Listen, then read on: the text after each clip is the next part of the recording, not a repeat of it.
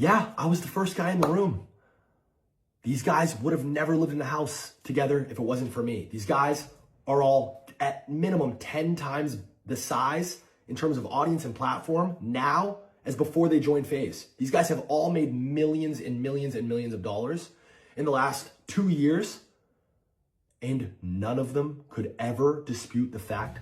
Max just said it himself on his stream. Joining FaZe was one of the best decisions I ever made in my life. I've heard that from Lacey. I've heard it from Silky. I've heard it from Jason. I've heard it from Ron. I've heard it from Adapt. I've heard it from every single person that's ever joined FaZe, specifically these guys. And I'm here to tell you, as former FaZe Banks, this was one of the worst decisions I've ever made in my entire life. I gave up my entire adult life to this. I have put myself in millions and millions and millions of dollars in debt. I have never made not one singular dollar outside of my salary via FaZe. Not selling it, not buying it, raising money. I've just put myself further and further in debt.